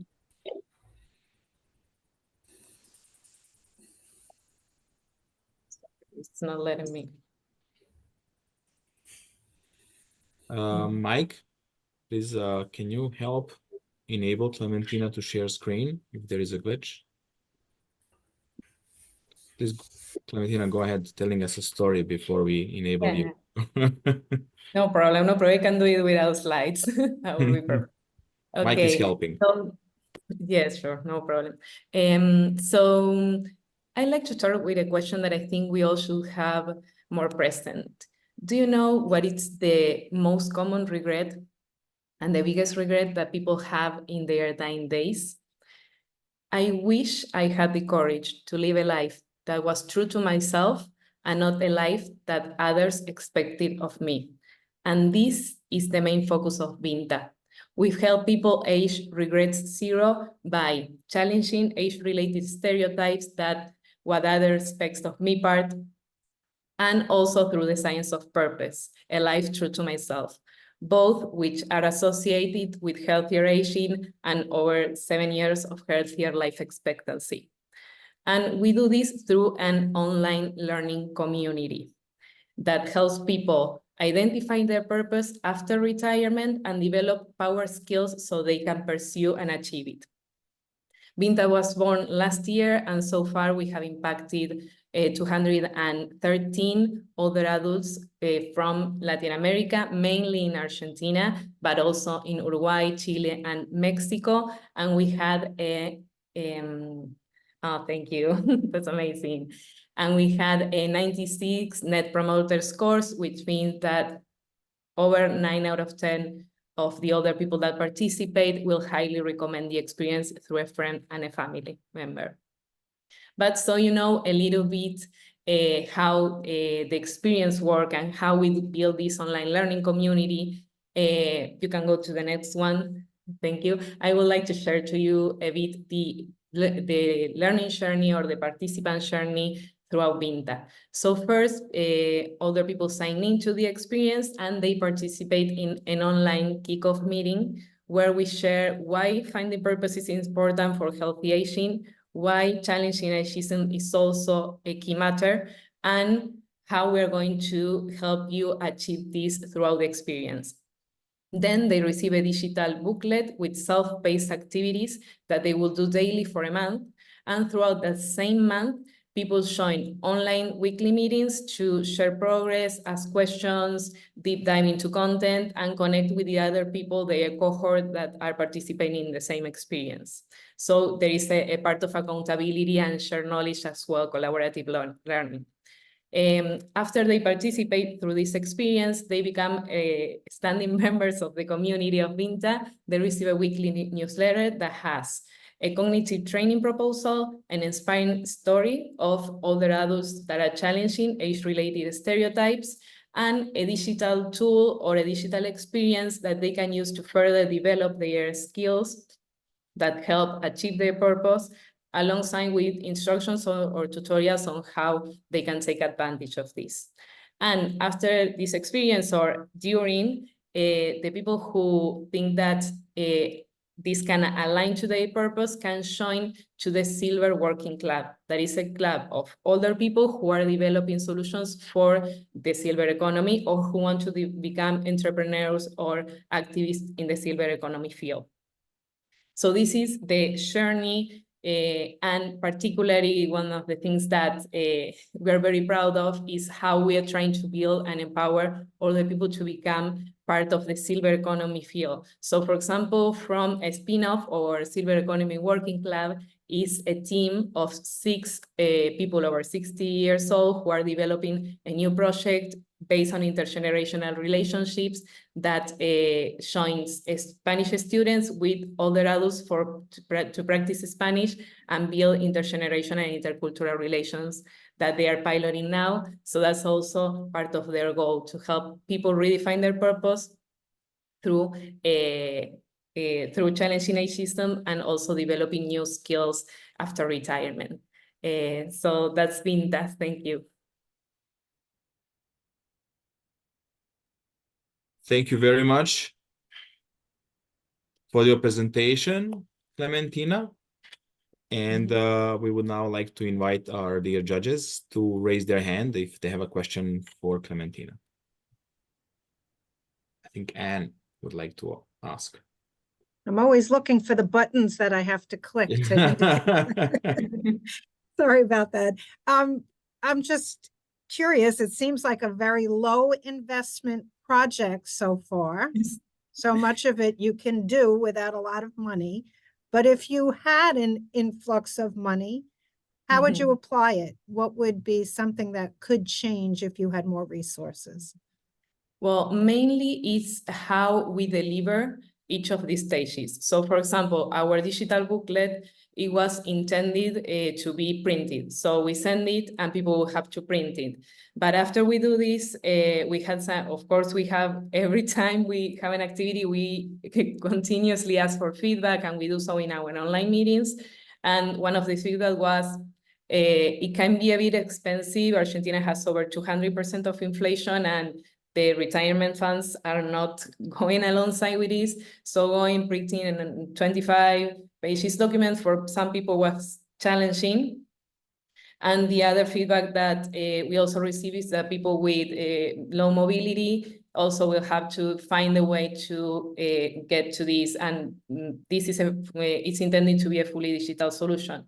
So what we did is that, okay, we created like a mobile adaptive PDF, but it's not the best user experience. You have to scroll a lot because, of course, everything is bigger, which means that it has thousands of pages. But we do know that, for example, if we can create a web-based solution, it can be more interactive. People can maybe save their progress, start where they left off, type in their answers instead of having a separate book note to type, because, of course, your booklet had all this space and filling phrases that if you look at your phone, you will have to type everything by hand. So there are a lot of improvements in user experience that will ultimately make people find it more impactful. And then the other part is that we aim to empower older people to embrace digital literacy. This is a project that already has a baseline. So if you get to a point where you join an online meeting, you sign into an online course, you have some sort of digital literacy and at least a phone. So we are working already with a population who has at least some skills developed. So gaining new ones, it's easier, but it's still challenging. So the tutorials that we do this with very, very cheap programs that make them a lot of very time consuming to build the walkthroughs, which means we cannot do this for as many tools as we wish. So we have a huge line, for example, people who would love to have podcasts on Spotify and monetize, or have TikTok accounts that they can monetize, become influencers. They want to learn a lot, but we don't have the bandwidth of manpower to do those tutorials, and even the tools are very time consuming if you want to do it with a very good instructional design. So that will be one. And then, well, also how we reach more people across Latin America. This is a Spanish-based solution, but it can be adapted to most of our countries. We share very similar culture, so it's just also being able to reach and communicate this throughout other countries. Wonderful, thank you. Development and delivery, sounds good. Yes, exactly. Thank you very much. Dorothea, please go ahead.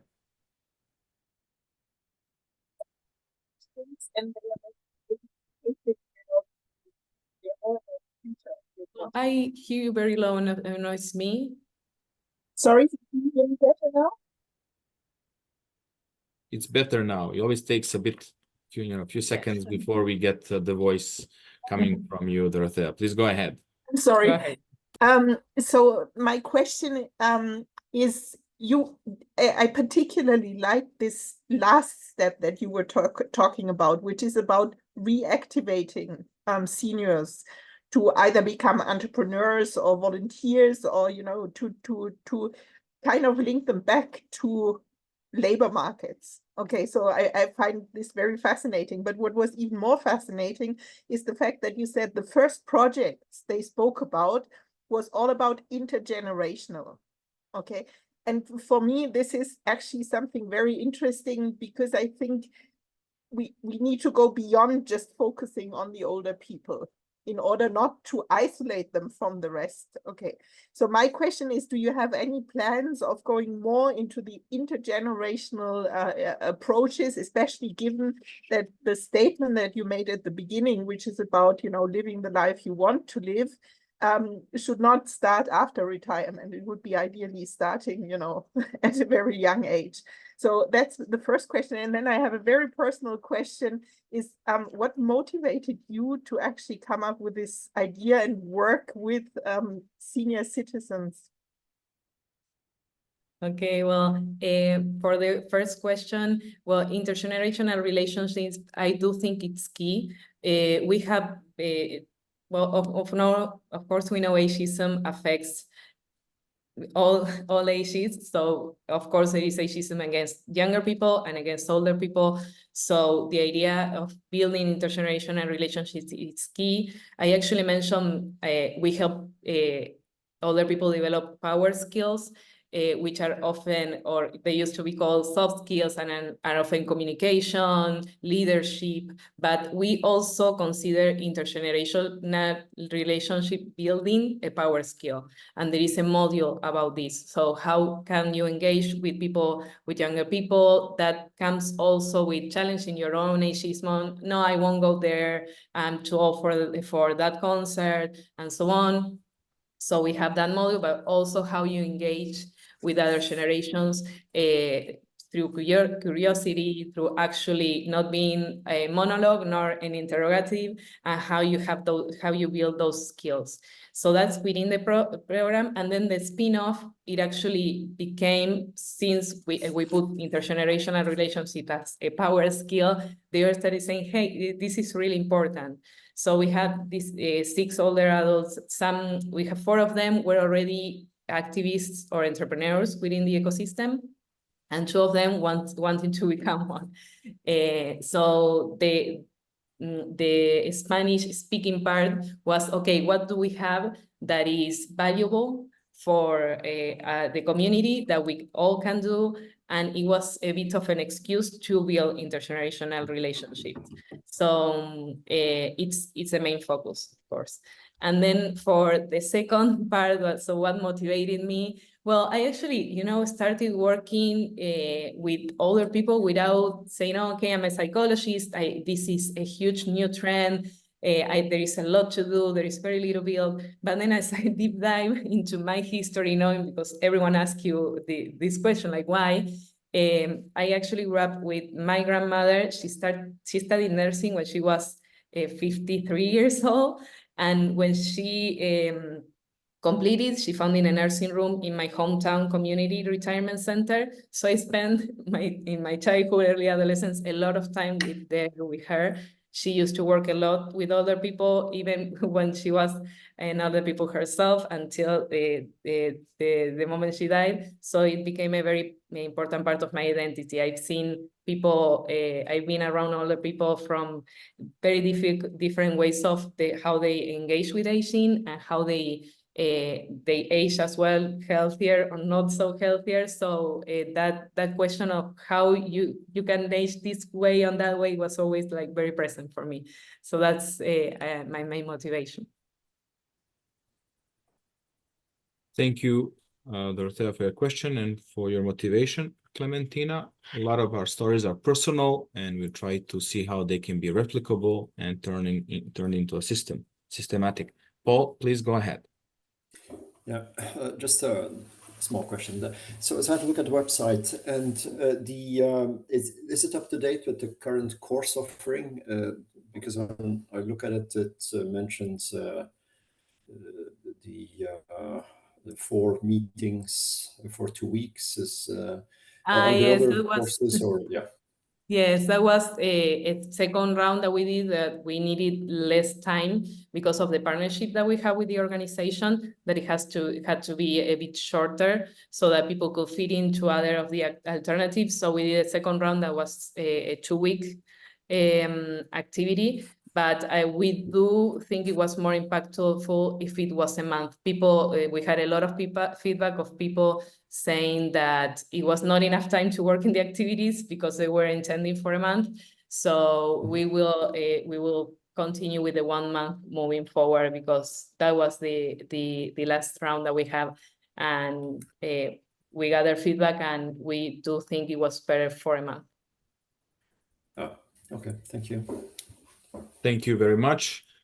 Thank you, Clementina. We are moving to our next speaker that is representing the 4th finalist in this category, Mr. Richard Campagna, on behalf of 55 Redefined. Welcome to this pitching session.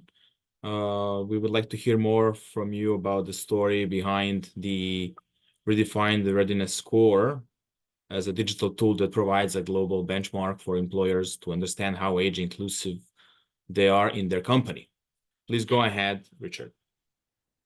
So Richard did not get the new link, and I just sent it to him. I don't see him on the list. So if we can go back to Richard, he'd be very appreciative.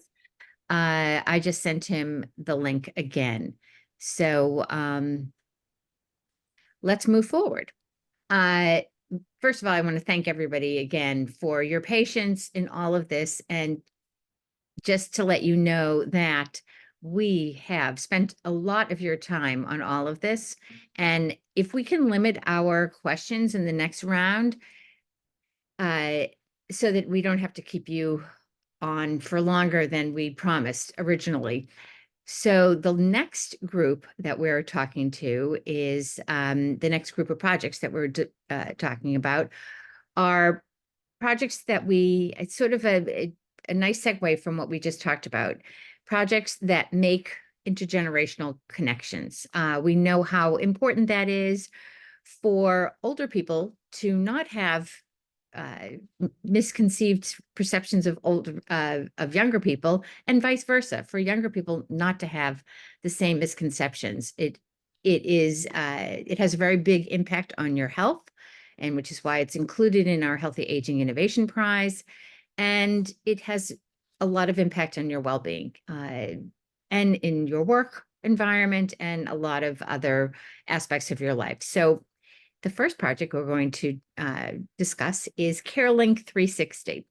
This project comes from the United States, and Paula Muller, the founder and chief product officer, hopefully, Paula, you're still here, is going to be making the presentation. Carelink 360 is a digital health companion.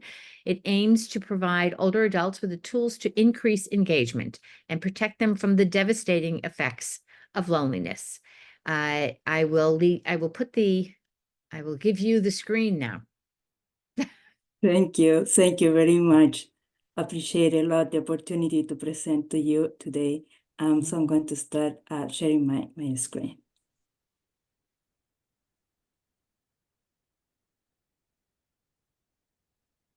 So ladies and gentlemen, in today's rapidly evolving world, we're confronting with a present reality. Our global population is aging at an unprecedented rate. This demographic shift brings with it a myriad of challenges, from strained healthcare infrastructures to caregiver burnout, financial strains, and the pervasive epidemic of loneliness and isolation. These challenges not only affect individuals, but also have far-reaching consequences for society as a whole.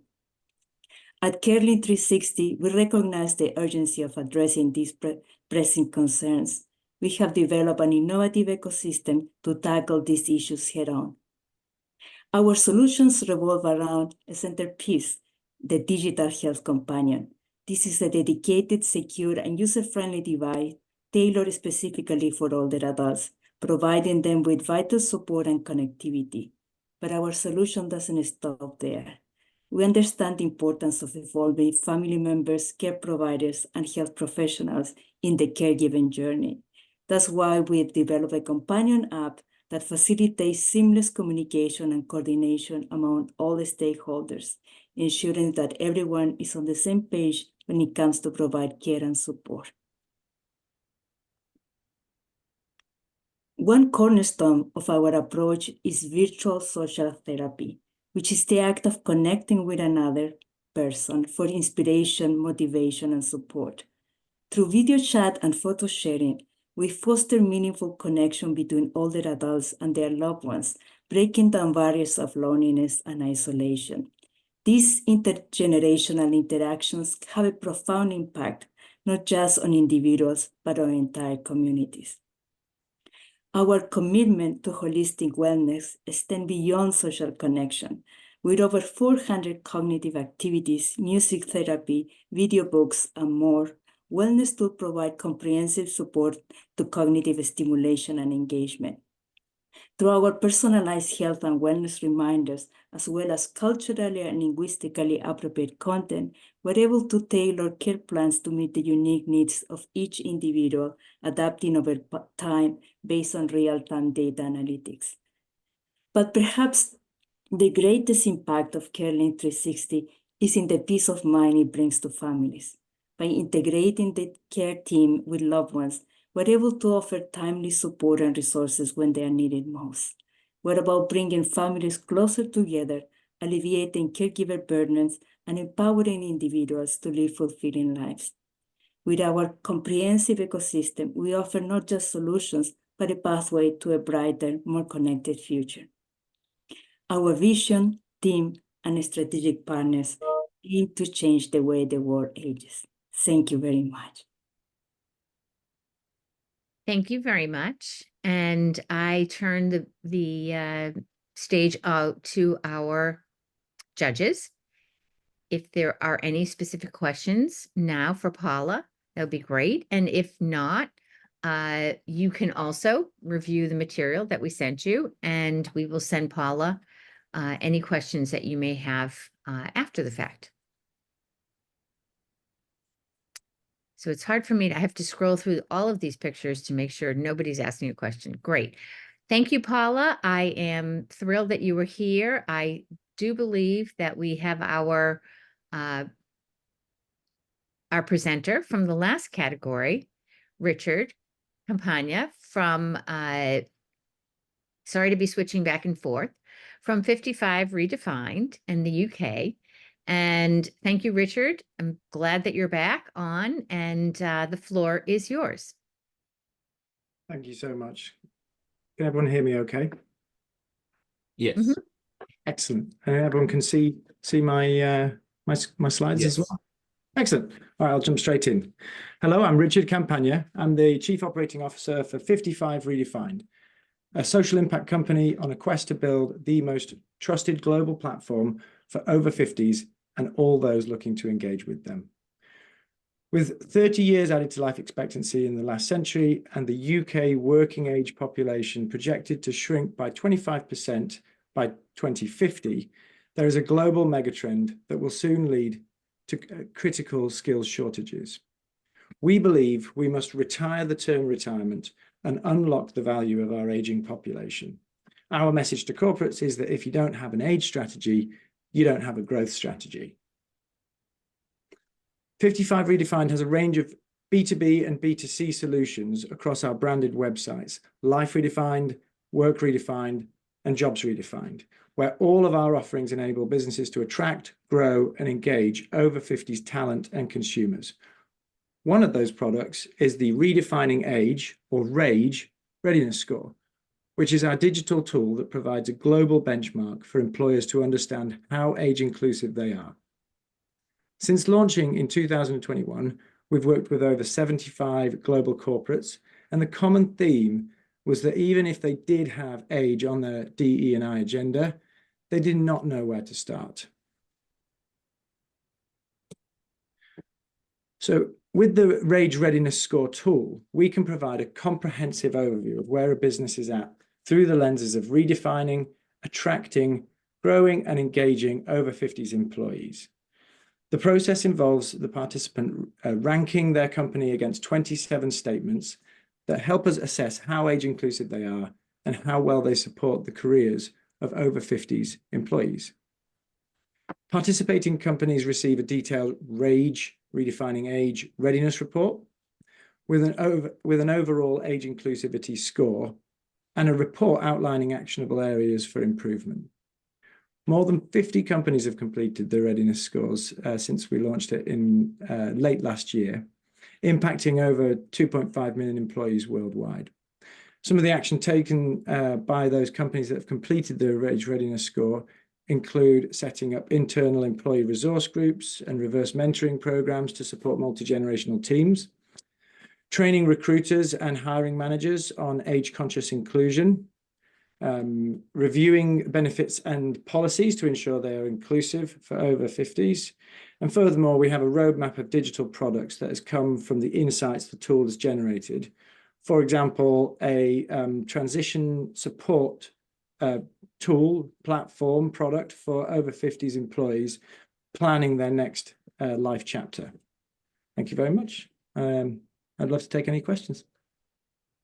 I just, I just want to break in here for 1 second to say that this 55 Redefined is a finalist in our category of technology that supports an older worker. And interesting, we've had various other presentations in your absence, Richard, and this is something that is sort of flipping the view of the employee looking at their employer, as opposed to the employer necessarily looking at the employee and helping them out right. So it's an interesting platform that you've developed, and I'm just going to open the floor for questions. If there are, I know we're running a little late, so I had warned everyone that any questions could also come in the form of an email to me that I would send on to you so that we don't keep people too long. But I thank you for rejoining us for your presentation, and I apologize for the inconvenience of going back and forth. We're going to continue now with the other category that we started before you came on, with a project called Age Inclusive ICT Innovation for Service Delivery in South Africa. The person who is presenting today is Professor Vera Roos. Vera, I hope that you're connection is stable now. She is the socio-gerontology researcher in the Aging and Generational Dynamics in the Africa program, affiliated with Optentia Research Unit at Northwest University. Their project is called Yablena. She will give you more information on this, but it's an interesting word. It means sharing of information, and it's an app and an unstructured supplementary service data for everyone who knows about USSD, and it's culturally attuned to the market. So I would turn the floor over to you, Vera. Thank you. Thank you so much for this nice introduction, Nancy, because I was getting concerned when I listened to all these business propositions, because our project is much more community-based, and I would love to share that with you.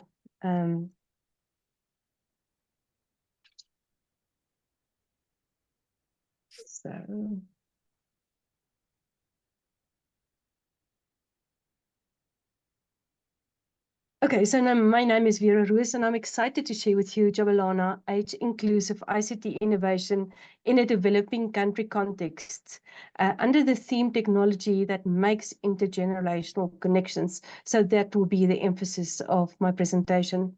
So Jabulana, as you said, refers to sharing, and in this instance, the sharing of services information that is context specific, accommodating both older generation and smartphone technology. Two interrelated trends informed this innovative development. First, older persons in sub-Saharan Africa are the fastest growing population group on a population-wise very young continent. These huge absolute numbers of older people need to access services. And second, concurrently, technology is leapfrogging through Africa across socioeconomic groupings and across generations. And we drew on the opportunities of these two trends to develop Jabulana. Cell phone technology exercises a mediating influence in generational connections, and we therefore intentionally applied the following socially designed activities to make intergenerational connections. The real-life needs of older and younger people provided the content and the commitment for their interactions.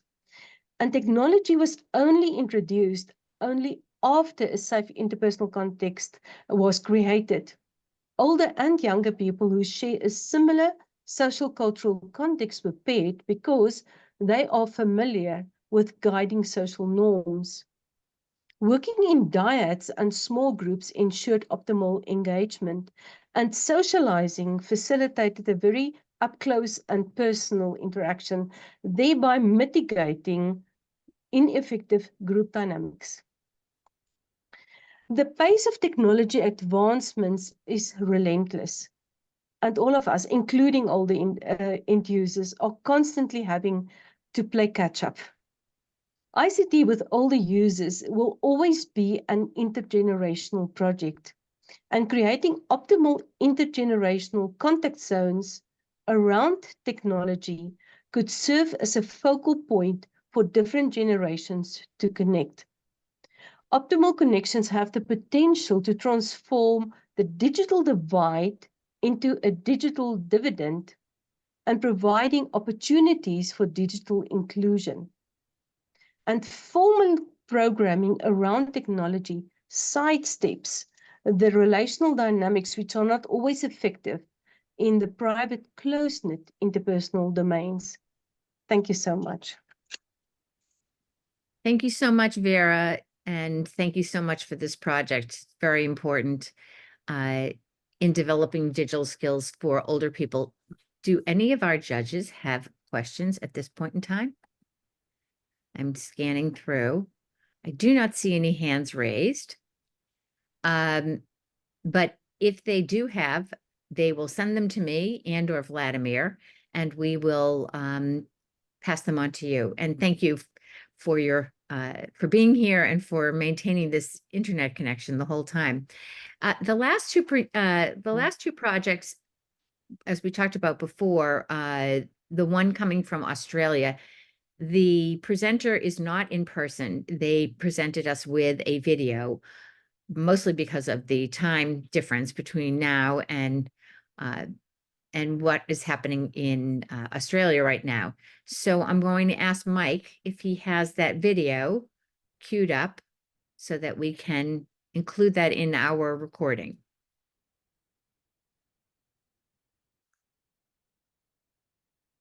Hi there, I'm Andrew Dowling, founder of Stitch. Stitch is a social enterprise that isn't just addressing loneliness and social isolation for older adults. It's improving their health and well-being and giving them purpose. We use an advanced technology platform along with innovative social engineering to create and nurture this amazing real-world community that helps older adults of multiple generations lead healthy, fulfilling, socially active lives through community, companionship, activities, social outings, one-on-one connections, interest groups, and more. The community has grown to over 220,000 registered members based almost solely on word of mouth from existing members who are passionate about what the community has done for them. And over the last 12 months alone, Stitch members and volunteers organised events in 476 cities and counties with attendees from over 5,000 towns and neighbourhoods. The technology component of Stitch is a rich website, a mobile app, and an AI-enabled backend that work together to help our members discover and create what's available to them in the community. What we think is most unique about Stitch, however, is the system we've developed to mobilise members to support each other, to form local communities and act in ways that make a positive impact on the lives of other members. And that impact has been compelling, with clinical measurements showing a 54% reduction in isolation and loneliness, and statistically significant improvements in both physical and mental health.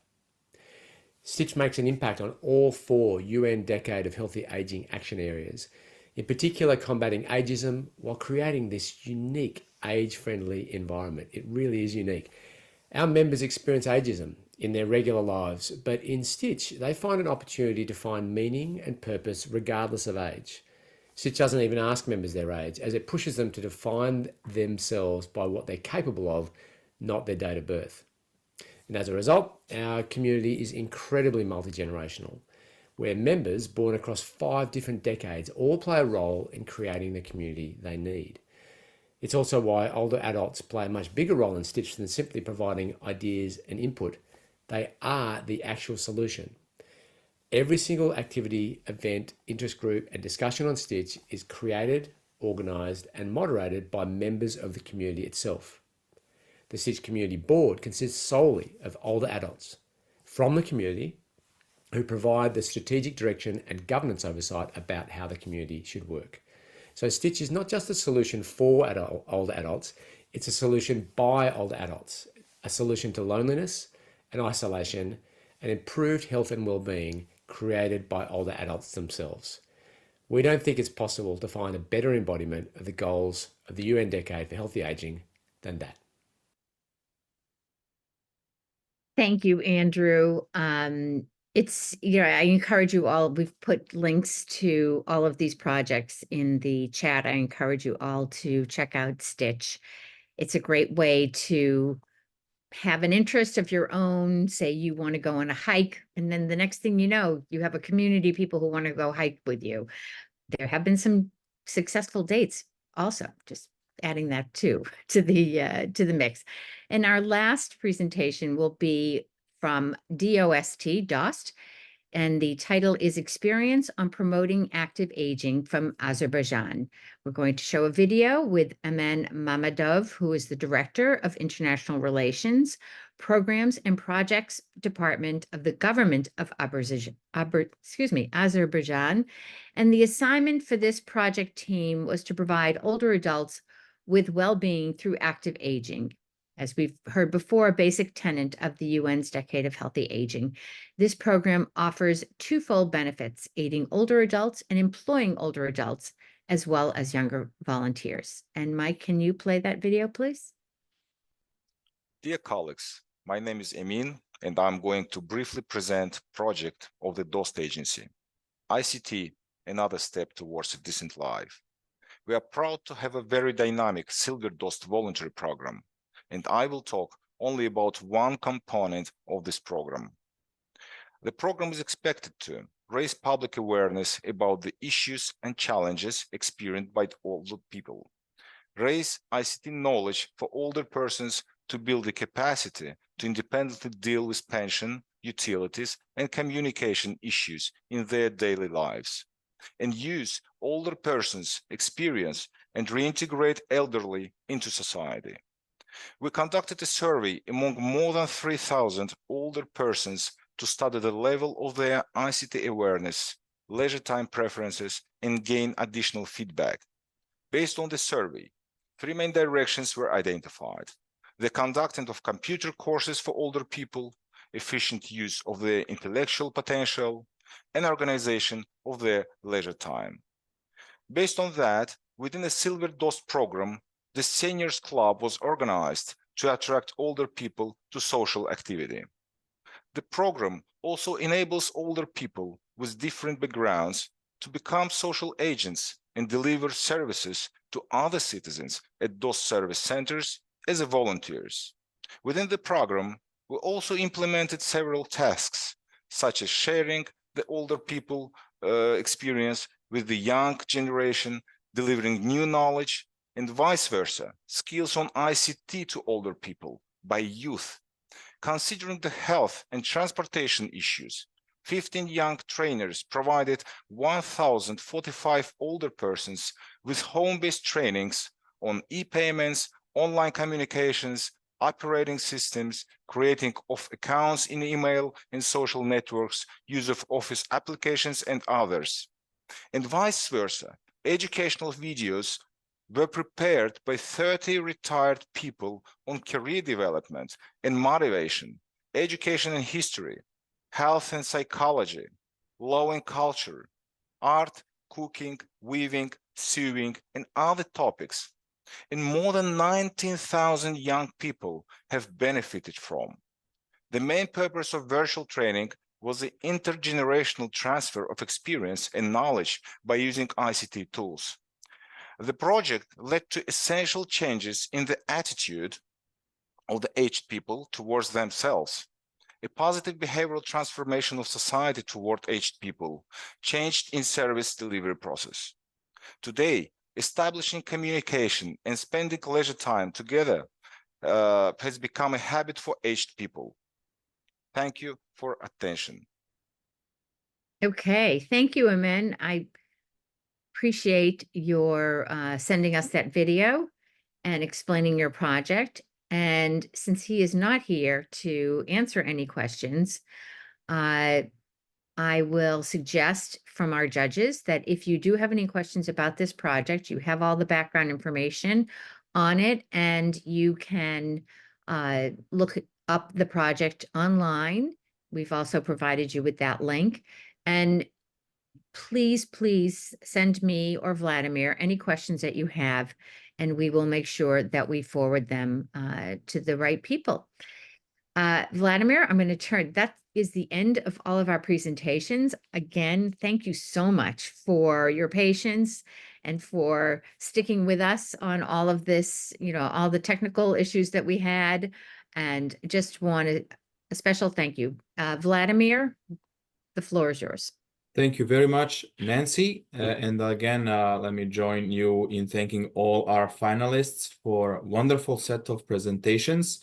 We really enjoyed listening to how you're using technologies around the world for very different, aspects of communities, but also the needs of communities.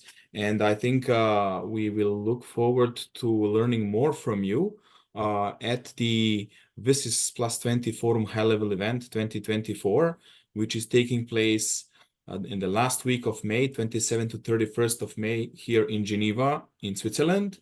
And before I close this session, I would just like to take us all through once again to what has been achieved this year. The nomination process submission started in February this year. And close to 100 projects were collected, great projects that we are still looking into how to best promote. Through the selection process, we came to this session today to hear from our finalists, while on the 30th of May, during the WSIS Forum, we will be learning more about who the winner is.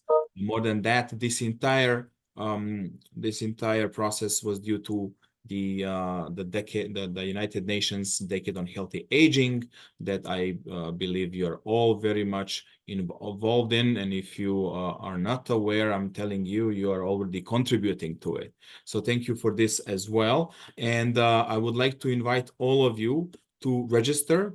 Try to join us physically here in Geneva on the 27th to the 31st of May. And if not, we will be, of course, available for you to discuss your further projects and promotions online.